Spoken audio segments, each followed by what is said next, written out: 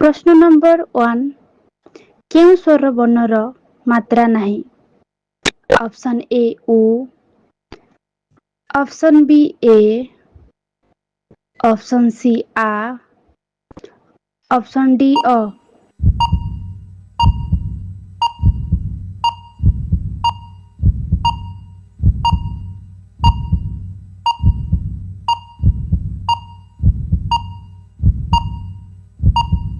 Answer option D अ। प्रश्न number 2 अ वर्गय वर्ण केतोटी? Option A 11, option B 23, option C 13, option D 10।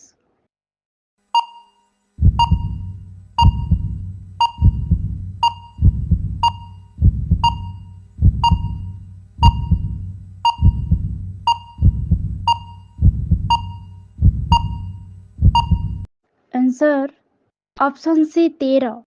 प्रश्न नंबर 3 लोडित व्यंजन ध्वनि केउटी? ऑप्शन ए ल, ऑप्शन बी र, ऑप्शन सी ल, ऑप्शन डी ड।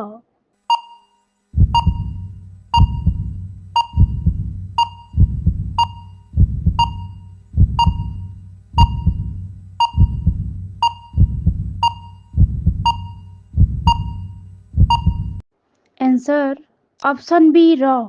प्रश्न नंबर 4 एथि मध्यरु केउटी एक फला? ऑप्शन ए स,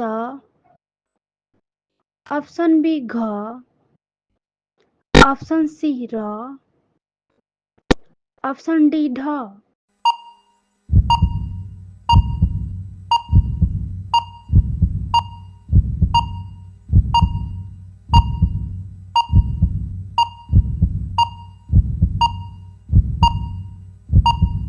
आंसर ऑप्शन सी र। प्रश्न नंबर 5 अनुनासिक युक्ताक्षर केतोटी? Option A 21, option B 20, option C 23, option D 22।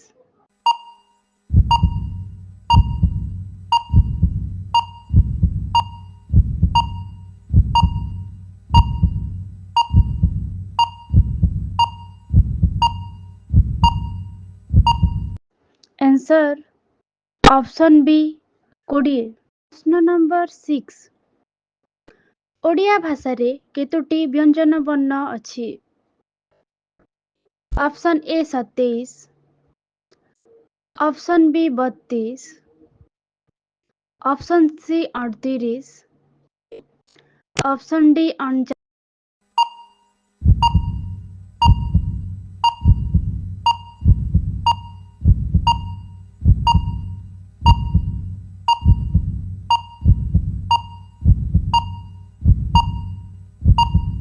Answer option C 38। प्रश्न नंबर 7 ओडिया स्वरध्वनि शुद्ध स्वरध्वनि रो संख्या केते? Option A 8, option B 4, option C 5, option D 6।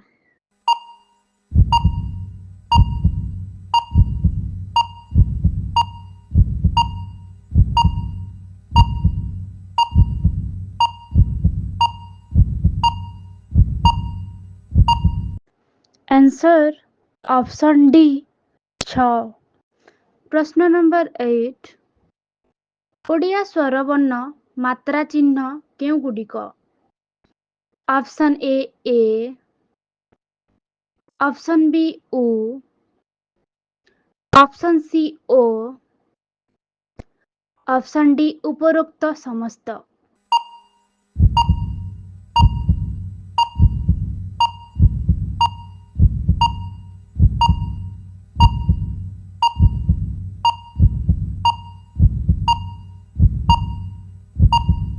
Answer option D उपरोक्त समस्त। प्रश्न नंबर 9 घोषत्व दृष्टिରୁ ବର୍ଗର ତୃତୀୟ ଓ ଚତୁର୍ଥ ବର୍ଣ୍ଣ କେଉଁ ପର୍ଯ୍ୟାୟର? ऑप्शन ए अघोष, ऑप्शन बी महाप्राण, ऑप्शन सी सघोष, ऑप्शन डी अल्पप्राण।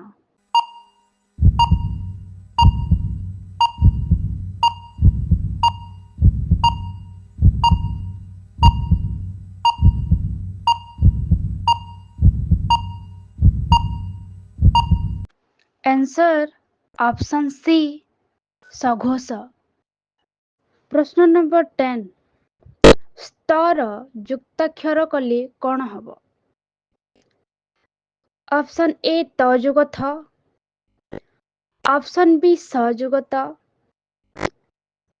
ऑप्शन सी त जुग द,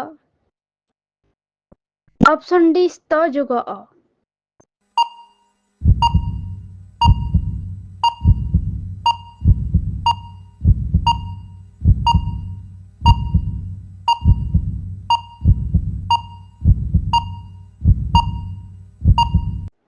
आंसर ऑप्शन बी स जुग त।